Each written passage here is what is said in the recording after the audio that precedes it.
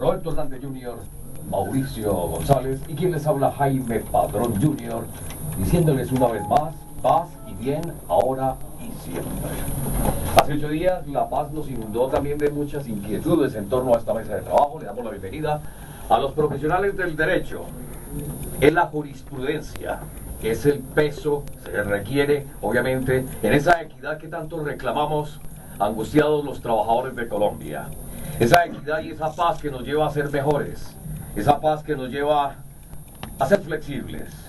En fin, es la expectativa y qué bueno que en nuestra mesa de trabajo con la venia de la diosa Temis digamos muy buenos días. Son los profesionales del derecho, la doctora Leida Ballén Farfán, la doctora Marta Quintero, el doctor Fabio Arias, el doctor Jorge Lerma. Bienvenidos sean ustedes, portadores de buenas noticias.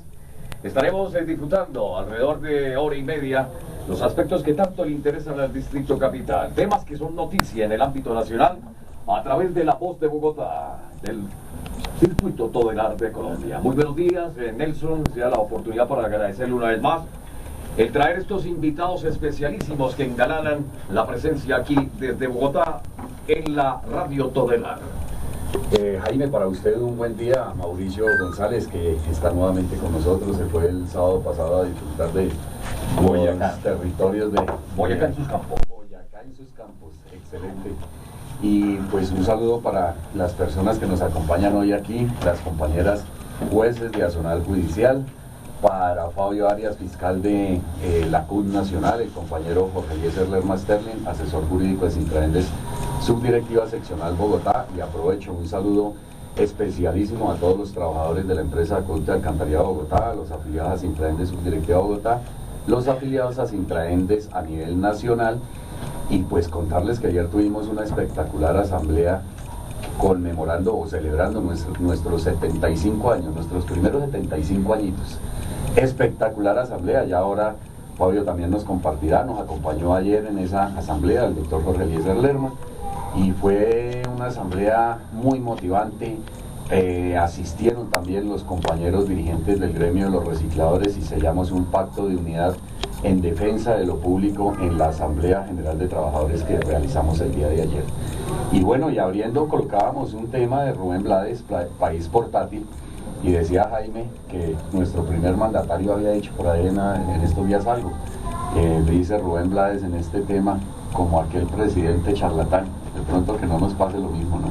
Porque hay muchas promesas, muchas cosas, y creo que por el tema de la justicia, por estos días lo estamos viendo, y de aquello nada, mucha promesa, se ha vuelto muy promesero el primer mandatario, y de aquello nada. Coloquialmente decimos, ingeniero, no coma cuento. Le dijo a los compañeros de Azonal Judicial, no estoy muy empapado de todo lo que está pasando en el sector de la justicia, pero lo que encontramos es que le dijo a los compañeros que estaba solucionado, que les iba a reconocer todo el tema de su normalización salarial, y eso fue un día viernes que llevaron a una Asamblea General de Trabajadores, y al lunes siguiente encontramos con que la situación era totalmente distinta, que le iban a aplicar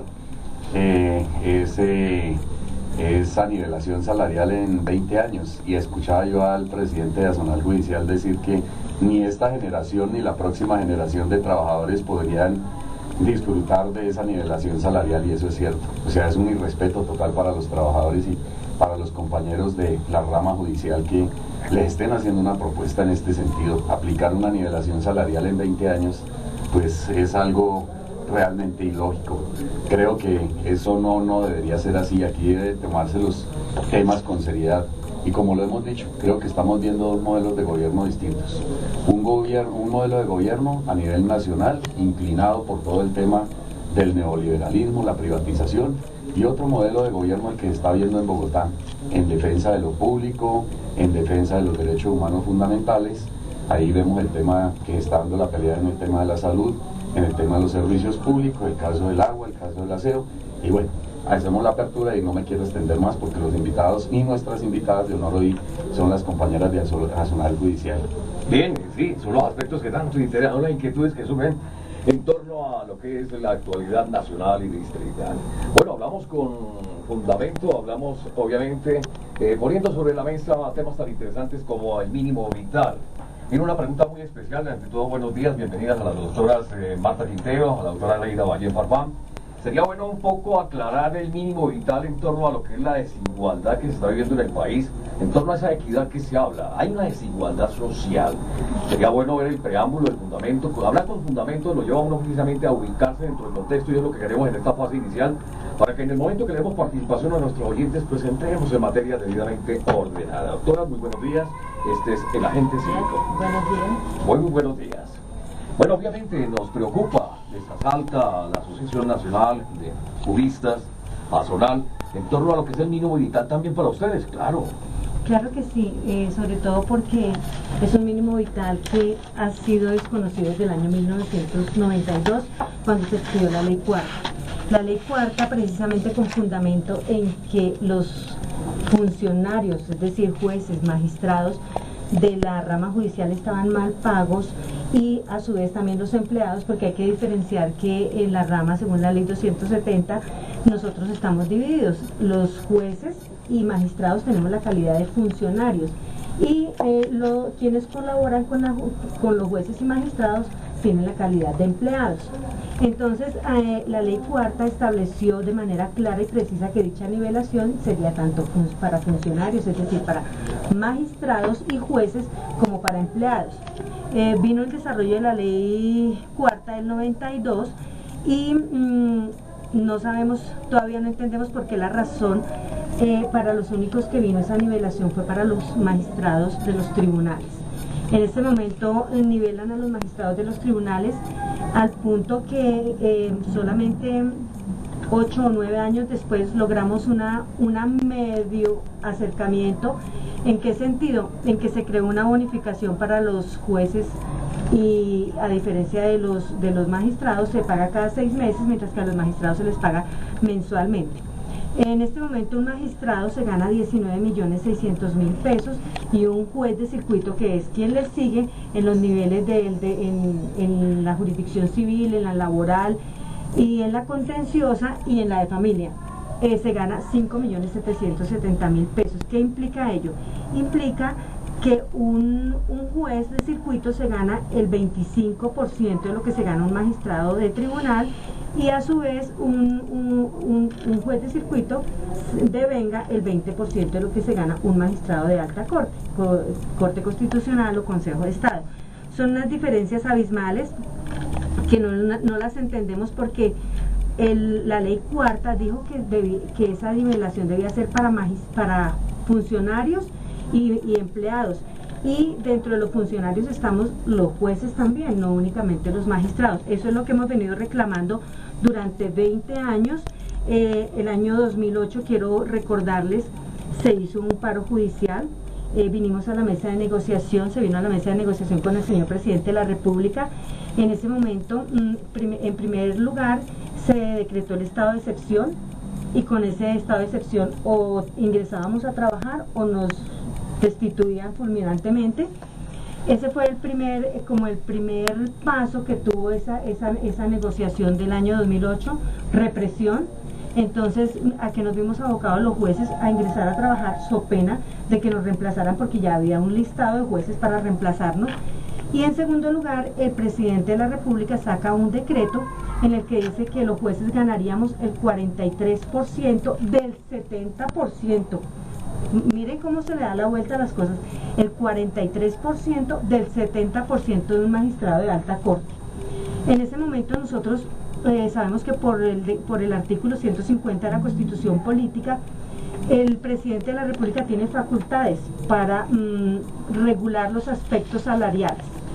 Lo aceptamos porque sabíamos que era con fundamento en esa norma,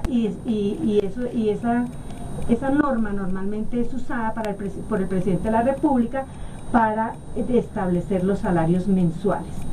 Nosotros, atendiendo a esto, que es la norma en la que se fundamenta el presidente de la República para que anualmente se den los incrementos de todos los empleados públicos, pues asumimos que sí íbamos a tener un incremento. Eso nos daba un salario, en ese momento ganábamos 4.770.000 los jueces de circuito. Asumimos que íbamos a quedar, hicimos las cuentas, asumimos que íbamos a quedar con 7.300.000. A raíz de eso, después de un paro de 44 días, pues ingresamos a trabajar. Al año, eso fue en octubre. En enero se tienen que sacar ya los decretos de salarios. Ustedes pueden ingresar a la página web, son decretos que están a la vista de todo el mundo y que no me permiten mentir.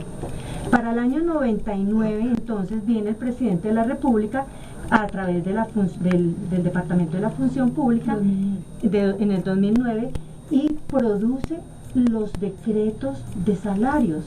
¿Y cuál es nuestra primera sorpresa? Que no nos están liquidando sobre 7.300.000, sino que nos dan el aumento como a todos los empleados del 8 o 9%, del 7% creo que fue para ese año o menos. Entonces para ese año quedamos ganando 4 millones, creo que 4.900.000. ¿Qué pasó? Nosotros dijimos, ¿pero qué es esto? Bien, doctora, es increíble, ya vemos la realidad del panorama. Surge una pregunta muy obvia: el presupuesto asignado para la rama judicial, ¿alcanza o no alcanza? Hablamos de cerca de 2 billones. Podríamos decir que una cifra muy parecida a lo que se le asigna en el presupuesto a la Secretaría de Salud del distrito. Entonces, por ahí Aranguren lo decía muy claramente, es un poder maquillado, estético, y usted lo está planteando, se ven unas irregularidades en torno a ello.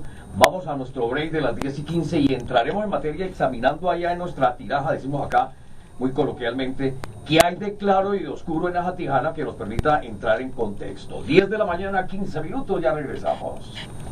Chileno, que la protesta es protesta y es un derecho fundamental, afortunadamente. Bien, hablemos de Rolando.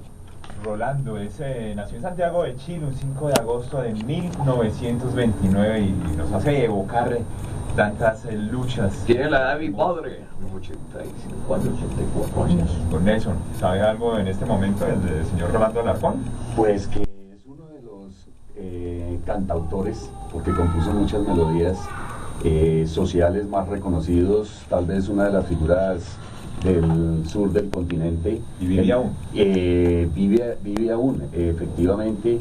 Ya está, como lo dice Jaime, pues entrado en años, pero es una figura reconocida y pues para los sindicalistas, para los trabajadores, pues este es un himno que en las marchas, en las protestas, en las huelgas, pues se entona, se canta, se hace sonar. Y definitivamente cuando una organización sindical y cuando un sindicalista escucha estos temas, pues se le empieza a erizar la piel, porque efectivamente es un llamado que se hace y creo que es un tema justo para la situación que están viviendo los compañeros de Azonal Judicial. En esta situación se llama la huelga. A la huelga no tiene que ir uno, ni tienen que ir 100, tienen que ir 1000, tienen que ir la totalidad de los compañeros que estén allí afiliados y no afiliados, porque en últimas todos están sufriendo efectivamente por todas estas decisiones arbitrarias que se toman a nivel del gobierno nacional. Mucho más cuando ahora la ministra de Justicia intentó decir que la huelga de los trabajadores de la justicia era ilegal. Y es absolutamente legal, es un derecho legítimo que tienen los trabajadores para reclamar sus derechos. Doctor Fabio Arias, bienvenido a este espacio de la gente cívico. Estamos en directo a través de la voz de Colombia.org, el enlace con la red radial.usa, las emisoras virtuales en el país. Aquí en nuestro chat oportunamente estaremos registrando esta sintonía. Es un programa de característica mundial a través de Todelar, la voz de Bogotá. Doctor Fabio, sería importante que nuestros oyentes tuvieran en claro, es demasiado 5, 7, 8 millones de pesos con relación a ese statu quo que posee obviamente la justicia, cuando se habla de que ustedes exigen unos derechos, pero cualquiera diría, un ciudadano del común diría, pero si están ganándose 3 millones, si están ganando 4, si están ganando 5, entre un poco en contexto qué son estas cifras con relación a lo de un salario mínimo para un ciudadano del común. Bueno, evidentemente la escala de ingresos de los trabajadores en Colombia tiene una muy desigual estructura, supremamente desigual. El criterio central que hay en Colombia es ver exactamente cómo le pagan cada vez menos a los trabajadores, ¿sí? Y definitivamente ese es un problema que vivimos absolutamente todos los trabajadores a nivel nacional. El 80% de los trabajadores colombianos, desafortunadamente, y es por eso que Colombia es el tercer país más desigual del planeta, después de Haití y de Angola, cosa que no nos hace ninguna honra, por supuesto, pero que muestra exactamente cómo en el país los grandes empresarios, las grandes multinacionales, no le reconocen debidamente sus derechos a los trabajadores, y una forma de sus derechos son sus ingresos. El hecho entonces que los jueces o algunos empleados de la rama jurisdiccional ganen evidentemente salarios alrededor de los 4, 5, 7 millones de pesos, aparece como exactamente una situación un poco inusual en Colombia, en nuestra estructura de salarios. Pero también tenemos que entender, perfectamente entender, las grandes responsabilidades que tienen estos trabajadores en su función propia, que es nada más y nada menos que impartir justicia en Colombia, cosa que tiene 1000 situaciones en las cuales las personas tienen que tener un grado de preparación definitivamente muy alto, un profesionalismo supremamente a toda costa, y eso explica por qué ellos consideran de que a pesar de que están ganando 4 o 5 millones de pesos, necesariamente el Estado tiene que reconocerles un salario mejor. Pero adicionalmente es porque el Estado ya reconoció que tenía que dárselos. Aquí estamos ya en la situación no tanto de si esta situación de inequidad estructural que tienen los salarios ya de por sí ya está elaborado, y evidentemente lo es, sino que adicionalmente ya la ley reconoció que evidentemente había que darse. Entonces, estamos en el hecho de que el Estado reconoció que había que dárselos y llevan 22 años, como decimos nosotros los trabajadores, mamándole gallo a los trabajadores del sector judicial para que les hagan este reconocimiento, y la propuesta ahora del gobierno es que se demoran otros 20 años más para tenerlo. Es evidentemente que los trabajadores aquí frente a este hecho están reclamando un derecho justo, no pueden seguir mamando gallo 20 años más. Veamos, escuchemos otra visión jurídica, doctor Jorge Lerma, en torno a, digamos, a esta posición que es obviamente clara, es fundamental, es ley. Yo no diría que es una posición distinta, más bien como fortalecer lo que plantea Fabio y lo que han venido planteando las doctoras Marta Quintero y Leida Balleno en torno a la necesidad de ese aumento salarial.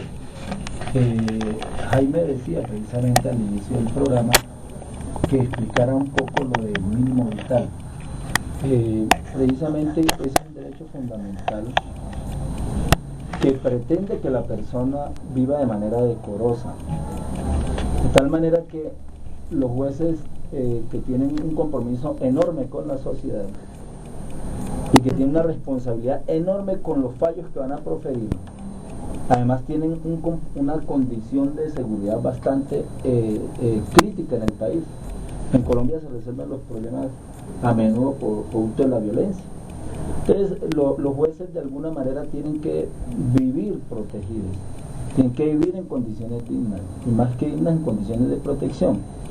Pero a su vez es inexplicable, como lo decía la doctora Marta, que existan unos jueces que tienen igual trabajo, y es posible que menos, que los jueces del circuito, pues que en los juzgados del circuito y en los juzgados municipales llega demasiado trabajo, mucho más trabajo que el que llega al tribunal y mucho más trabajo que el que llega a la corte, y no tienen las condiciones espaciales, físicas, que sí tiene el magistrado del tribunal, que tiene mucho más el magistrado de la Corte, ya sea Suprema Justicia o ya sea la Corte Constitucional o la del Consejo de Estado.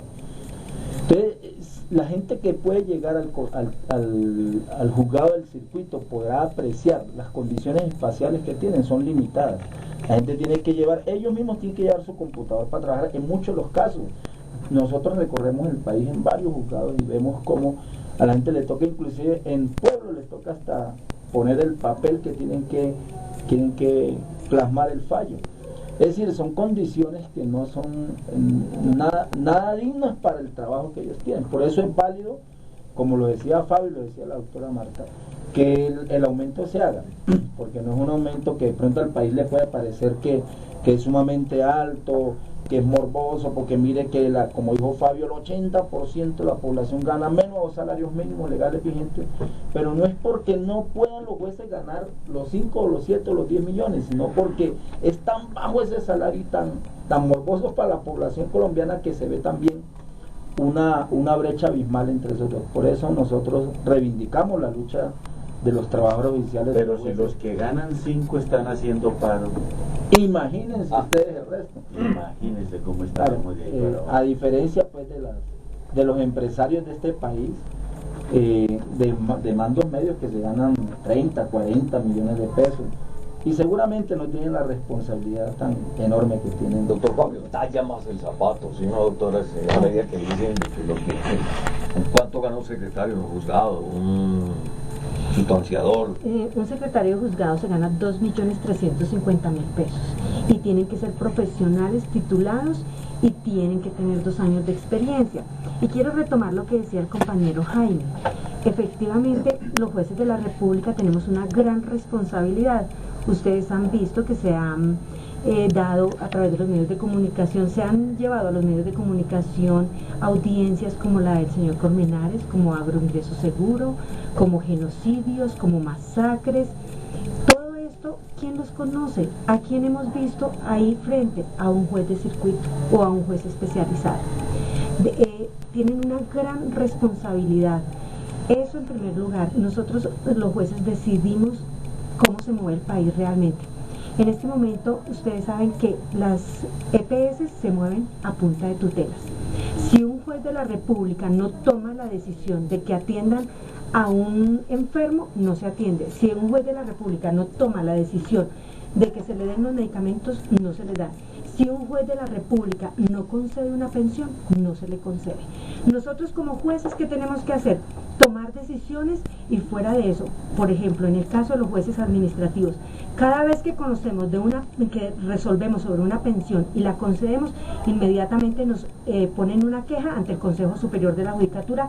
Las entidades encargadas de reconocer esas pensiones inmediatamente nos compulsan copias ante el Consejo Superior de la Judicatura por haber reconocido un derecho. En segundo lugar, cada vez que nosotros tomamos una decisión, también si no les parece que es correcta, inmediatamente nos compulsan copias para la jurisdicción penal.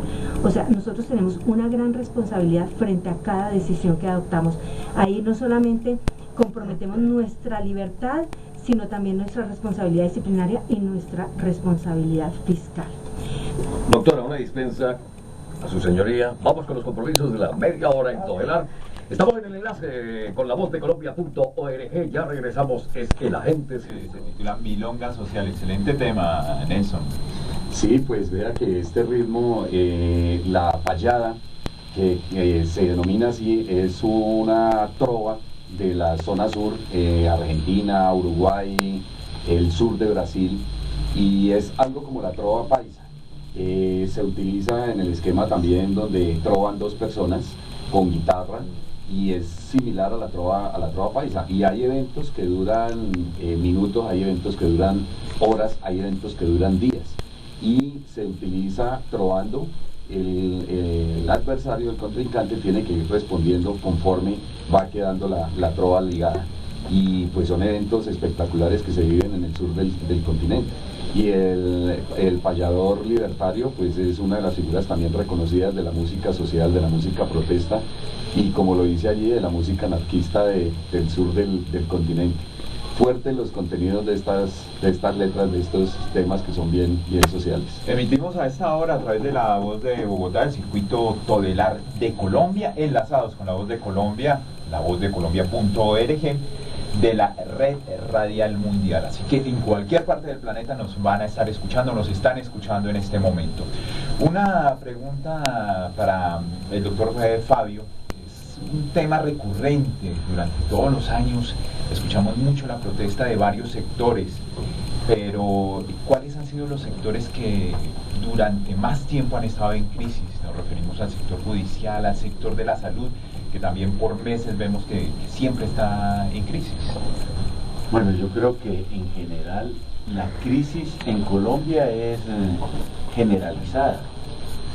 El gobierno puede presentar ahí matices y momentáneamente decir que las cosas pueden estar por un lado positivo, pero no demoran los asuntos cuando se está diciendo que las cosas venían bien y un momento a otro volvemos y caemos. Le pasó a Uribe, le va a pasar a Santos. Ya la crisis económica en Europa y en Estados Unidos más temprano que tarde la sentiremos, y desafortunadamente, y este es el aspecto principal que quiero señalar de eso que usted habla, van a intentar, como ya lo están haciendo con la reforma tributaria, descargar sobre los hombros de la ciudadanía en general, y en general sobre los trabajadores y el pueblo, esos problemas derivados de la crisis. Entonces, verbo y gracia.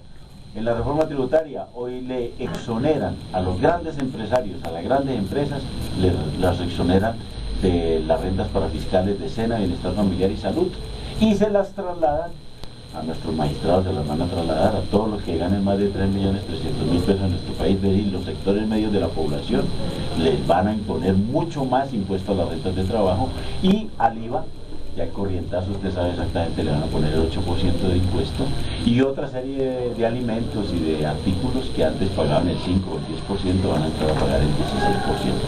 Entonces, así es que las crisis las supera el Estado y los grandes empresarios, tanto nacionales como extranjeros, descargando los trabajadores. Ya está pasando en Europa, en España le han reducido los salarios a los trabajadores. ¿Y el sector financiero, doctor, qué pasa? Bueno, ese es el que siempre gana, ese es el que nunca pierde. Todo el esfuerzo del trabajo, inclusive de empresarios nacionales, para decirlo, pero adicionalmente el esfuerzo de todos los trabajadores de Colombia, al final termina en las bolsas sin fondo del sistema financiero, que obviamente también tiene y recurre a crisis por su aspecto especulativo.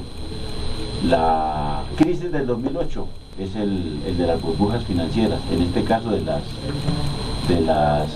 hipotecas en Estados Unidos, que se ha venido trasladando a todo lo largo y ancho de Europa, pero que sin lugar a dudas tocará fondo en el resto del planeta, como evidentemente ya lo está haciendo. Y el top de los ricos de los holdings empresariales van ascendiendo del 40 al 20. Por ahí vemos en los holdings, en el top financiero, Luis Carlos Galán Sarmiento. ¿Con quién?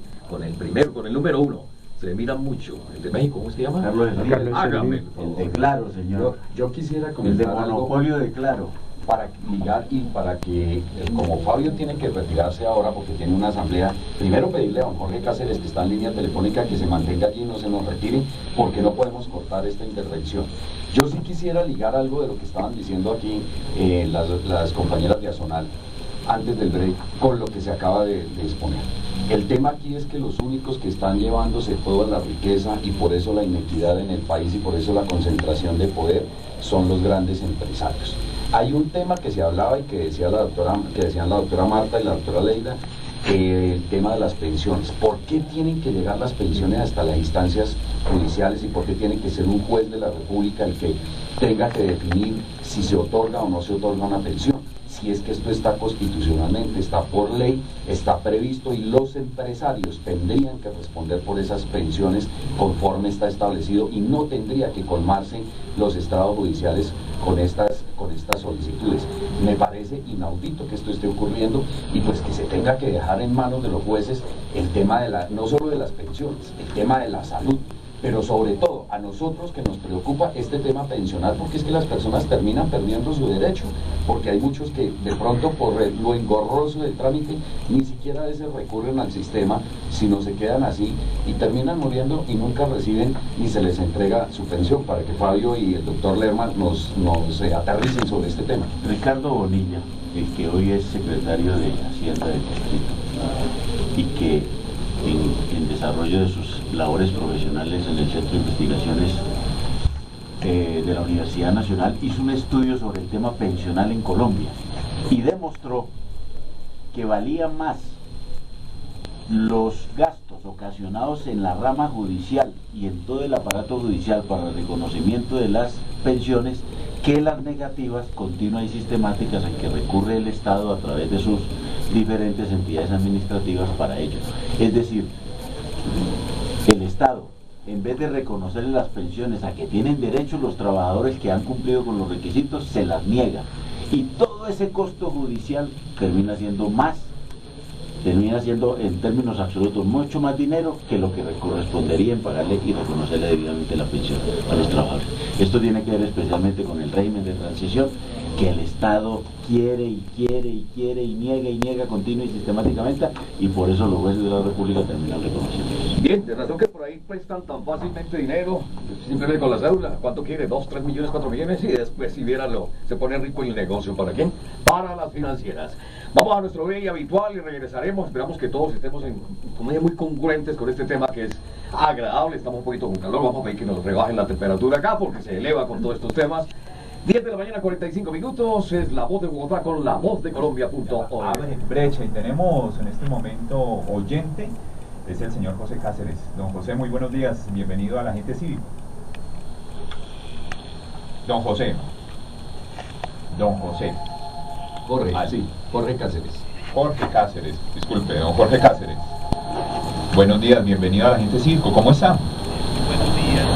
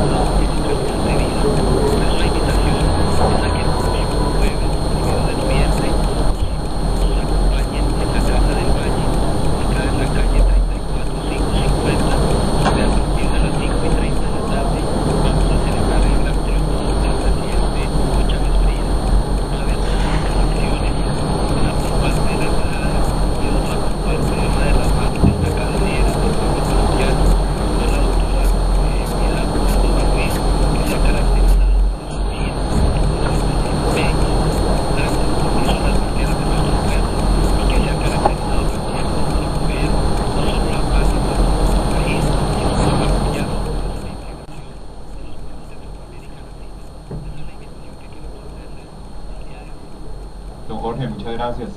Continuamos aquí en el Agente Cívico. Una pregunta para la doctora Marta y para la doctora Leida. ¿Ven alguna luz en este momento en su búsqueda de un arreglo con el Ejecutivo? ¿Ustedes ven que puede existir una posibilidad en la mediación que pueda llegar a ser el vicepresidente de la República, el señor Angelino Garzón? Doctora, ¿los convenció Angelino Garzón? No logró convencerlos a la rama en torno a las No, propuestas. yo pienso que la intervención del vicepresidente ha sido muy positiva. Sí. Claro, entra a mediar cuando la mesa se había levantado, la mesa de la comisión negociadora por la oferta que había hecho el gobierno de los 20 años y que se bajó a los 15 años, que molestó tanto a las bases de la rama judicial. Cuando digo bases me refiero tanto a empleados como a los jueces y a los fiscales, porque hay que recordar que en esta lucha está vinculada la Fiscalía General de la Nación y la rama judicial, comprendida lo que es los jueces y los colaboradores. Sentimos una voz de aliento cuando en el día de ayer el vicepresidente nos citó y allí estuvimos reunidos con él, le vimos una gran voluntad para colaborar, para mediar, y estamos confiados en que él va a ser el que se haga posible que el gobierno nacional representado en el presidente Santos ya tenga una voluntad política para reconocer, no, sino para pagar un derecho que hace 20 años tenemos de la ley cuarta del 92 y que el Ejecutivo no ha querido tener la voluntad de asignar o resignar el presupuesto para que los jueces, los fiscales y los empleados comiencen a recibir este derecho.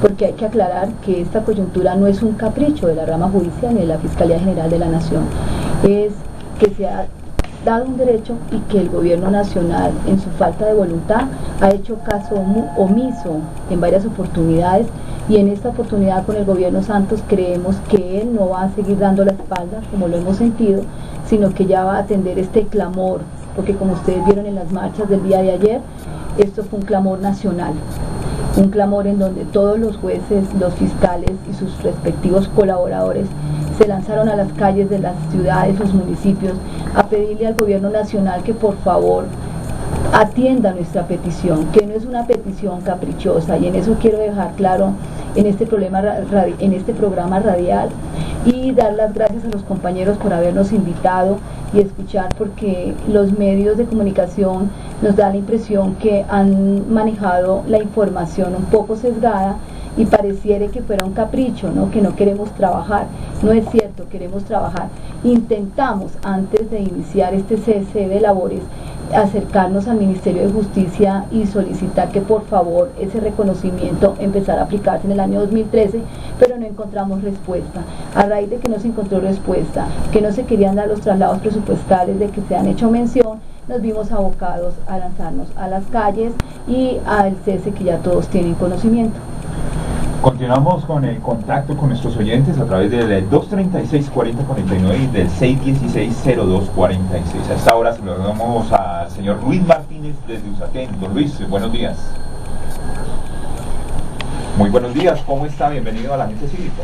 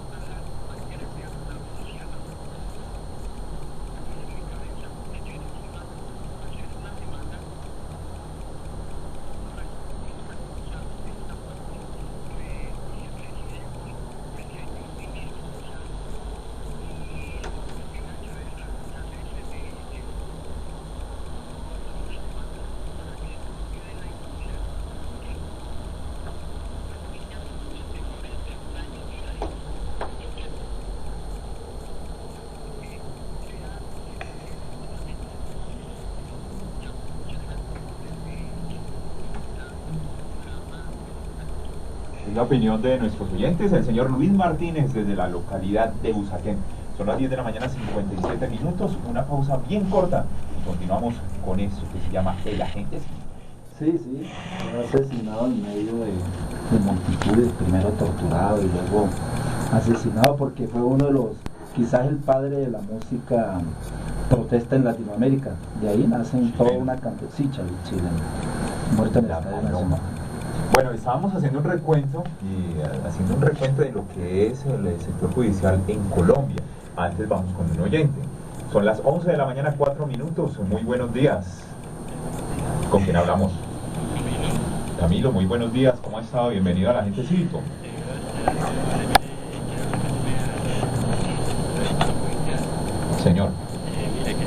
una inquietud, yo soy de los oyentes de los de a pie. Sí, señor. Entonces tengo una inquietud. A un señor que desplazado, que se tomó de un almacén de cadena una caja de caldo Maggi, y a un señor que al gobierno le debía 20.000 pesos, los metieron a la cárcel. Pero a los señores Dávila, que se robaron 4.000 millones, los mandaron para la casa. ¿Eso por qué? Porque las cositas sí. Y también quería dar otra cosita. Lo de Plena, el gobierno aparentemente quiere tirar una Plena. Entonces, que Plena es, no sé si ya la mayoría de casos, porque 2 y 3. Entonces, no es posible que se vaya a llevar a cabo esta injusticia. Nunca se le agradezco y muchas gracias. Camilo, feliz día y bueno, sí, cosas que se sienten y efectivamente lo que se dice y lo que se promueve. Decimos nosotros, ¿cómo es este tema? Y lo hablamos aquí extra micrófono, que terminen en la justicia todos estos casos porque no se maneja bien la contratación estatal, la contratación a nivel nacional.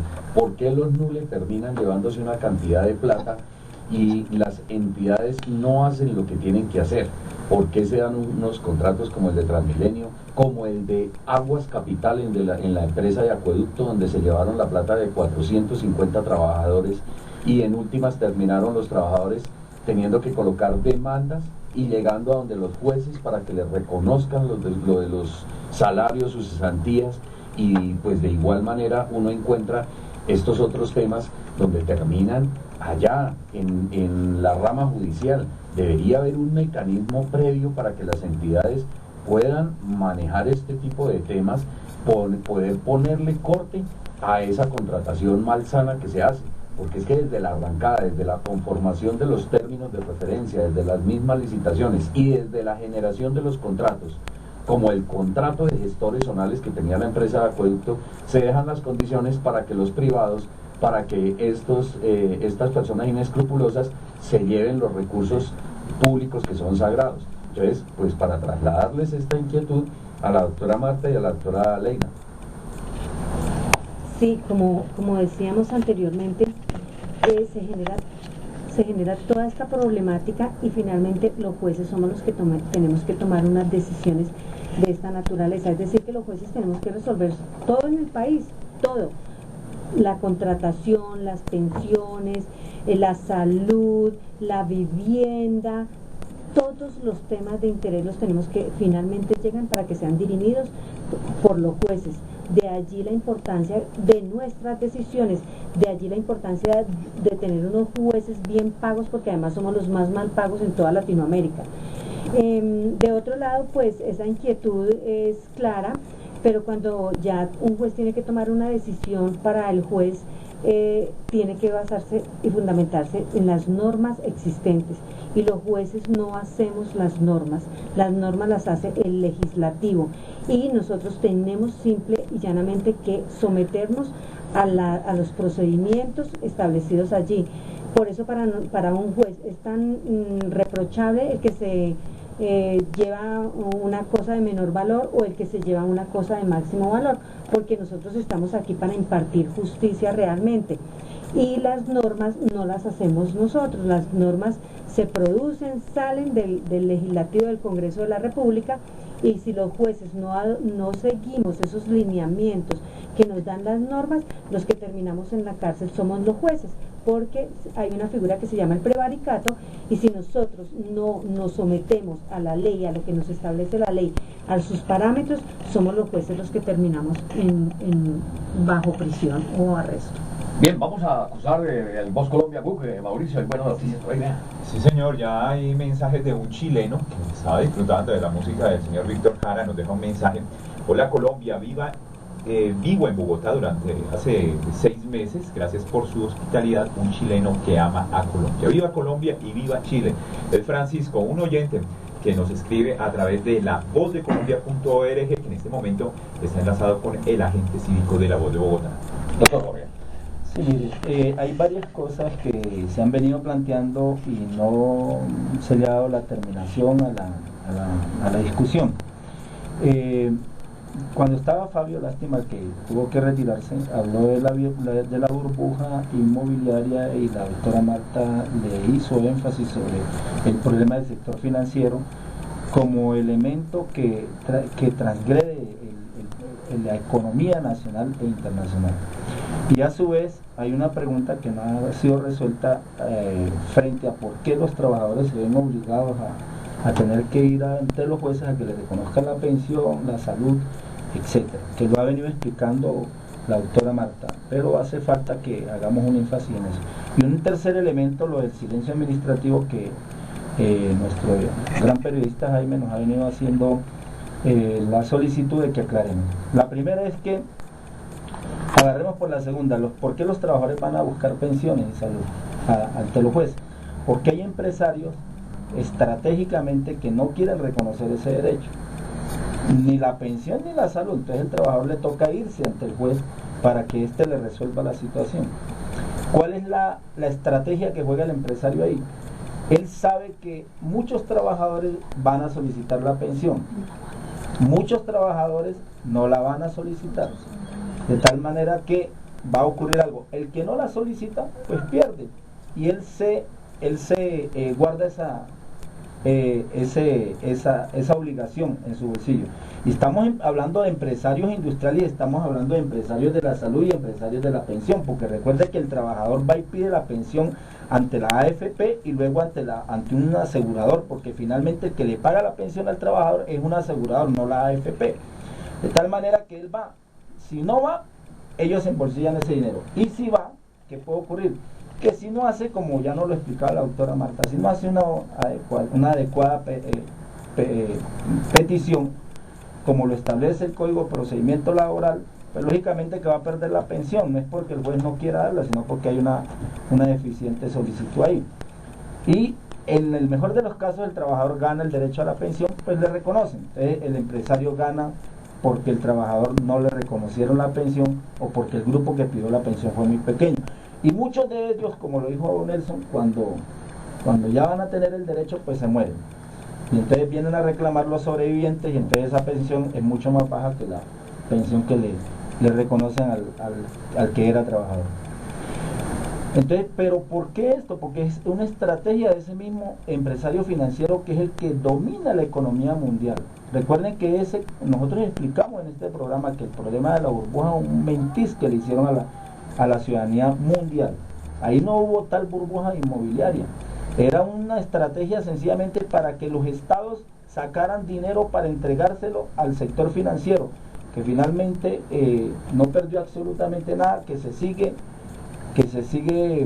enriqueciendo con la pobreza de los pueblos.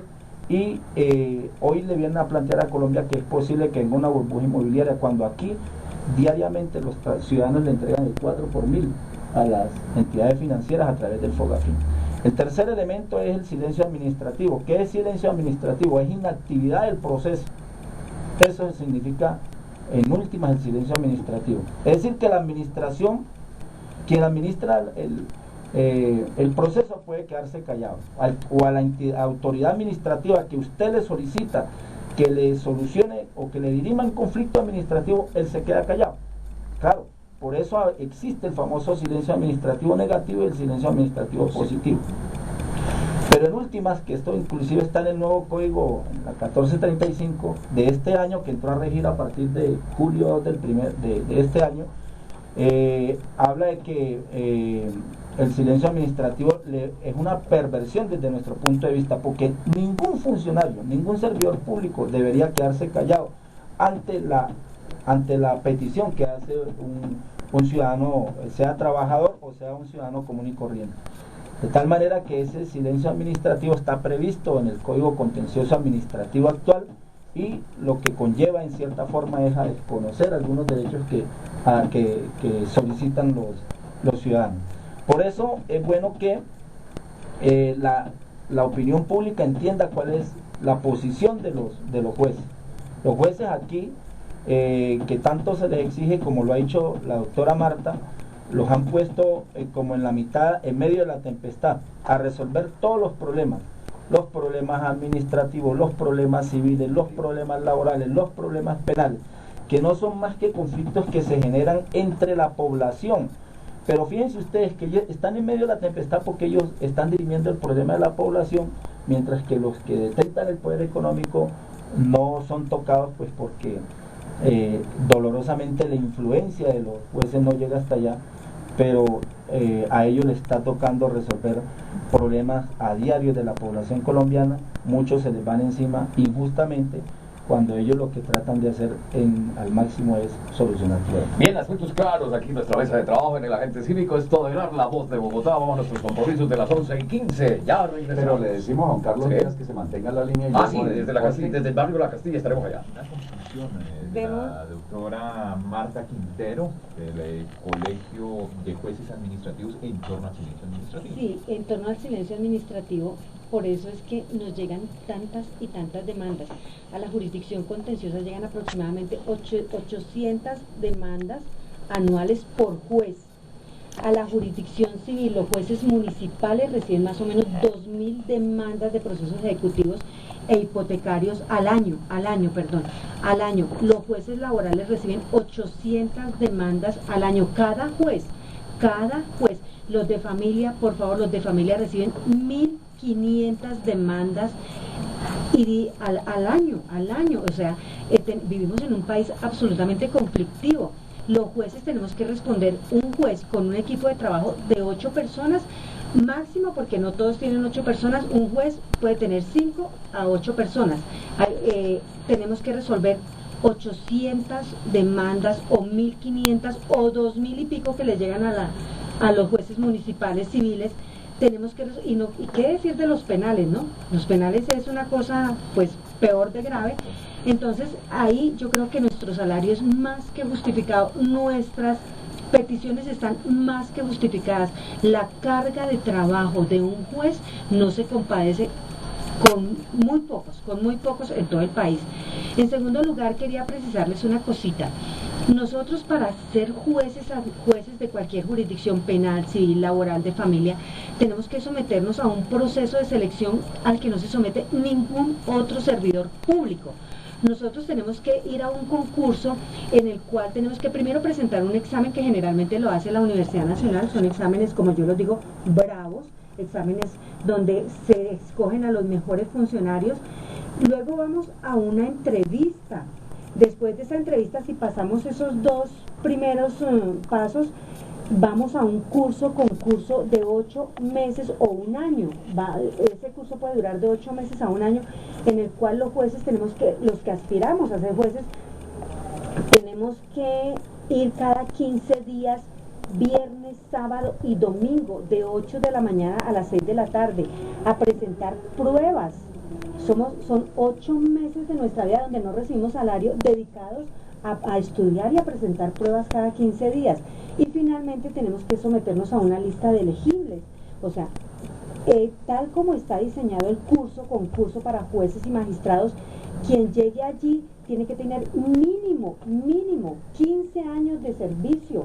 15 años de servicio y 4 especializaciones. Yo tengo 5 especializaciones. Yo soy especialista en Derecho Administrativo, en Derecho Financiero, tengo una especialización en Gerencia Pública para el Desarrollo Social y tengo una especialización en la Universidad Externada de Colombia de Derecho Disciplinario. O sea, para llegar a ser juez se requiere toda una vida de estudio, de capacitación y de experiencia. Por eso nosotros debemos ganar bien, por eso nosotros tenemos que estar bien remunerados, porque es que a ganarse 5 millones de pesos después de 17 años de servicio, de experiencia y de estudio, creo que muchos chicos lo salen a ganar ahora, en el sector privado o en otro sector. Cuando hay personas, asesores en entidades que simplemente van a calentar la silla y que se ganan 8 millones, 9 millones, 12 millones, como en la Procuraduría, en la Contraloría, en la Personería Distrital de Bogotá, como otras entidades donde en presidencia, asesores de los asesores, se ganan más de 10, 12, 15 millones de pesos. Mira, acá tenemos un estudio que se hizo por parte del Colegio de Jueces Administrativos, que bajamos directamente los acuerdos que establecen esos salarios, y lo que queremos hacer es un comparativo de cuánto gana un juez y cuánto gana un asesor en una entidad, en cualquier otra entidad de derecho público. Entonces, sin entrar a calificar, sino la responsabilidad. Nosotros firmamos, nosotros somos jueces, directores del despacho, nosotros somos nominadores, tenemos que estar pendientes de nuestros empleados, calificamos, todo, o sea, somos también, hacemos parte administrativa, manejamos gastos de procesos, manejamos una cantidad de situaciones, títulos, tenemos que ser, además de jueces, tenemos que ser economistas, contadores, tenemos, o sea, ¿Su patrimonio?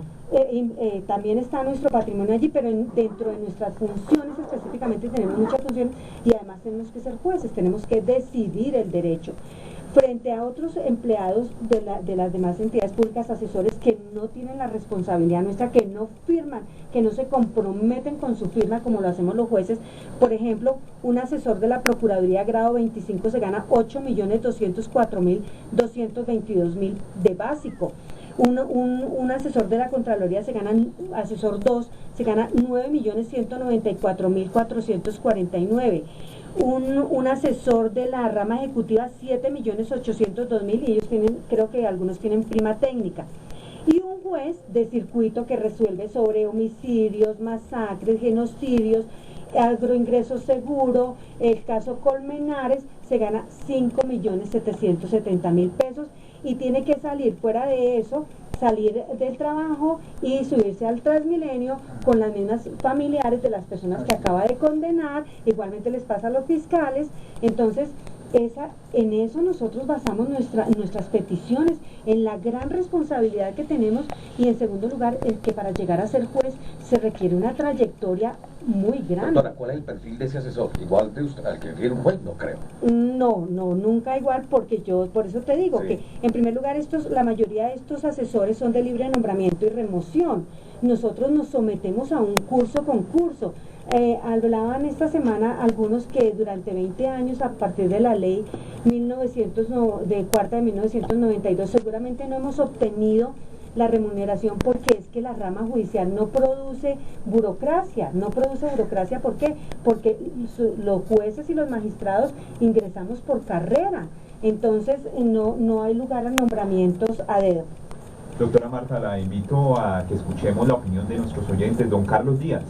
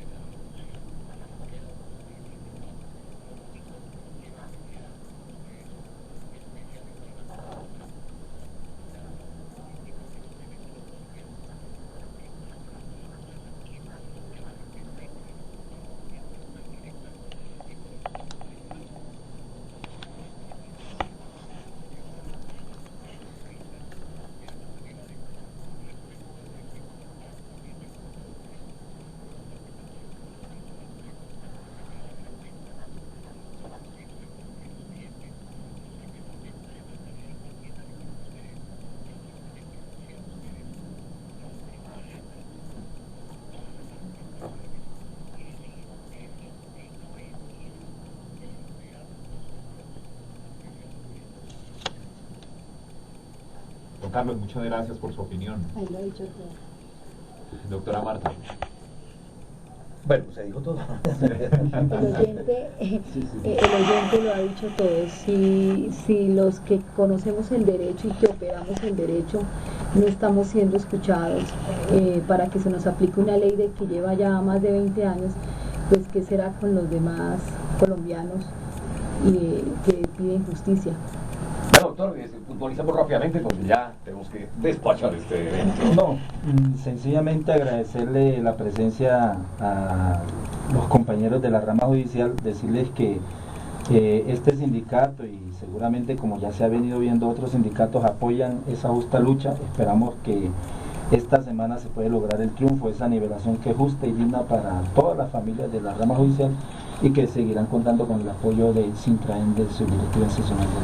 y que esperamos que no sean palabras proféticas aquellas de que ni esta generación ni la próxima generación pueda haber esa nivelación. Lo que nosotros esperamos es que efectivamente se dé la nivelación de manera inmediata para que gocen de esos derechos a los que, pues, con todas estas explicaciones que nos han dado, tienen una razón fundamental de ser, porque estamos en manos de la justicia colombiana, y si la justicia está así, por eso es que se presenta lo que se presenta. Bien, si no hay justicia con la justicia, no hay paz en Colombia. Es obvio, es obvio. Los servicios técnicos de Ramón Lara, la asistencia en el día de hoy, está Azonal, a través de estos micrófonos del agente cívico, la dirección de Nelson Castro, la coordinación periodística de Roberto Hernández Jr., nuestro amigo y colega Mauricio González. Yo soy Jaime Padrón, quien les dice una vez más, paz y siempre, ahora y siempre. Y ese tema que suena es País, invito a nuestros oyentes a que lo escuchen.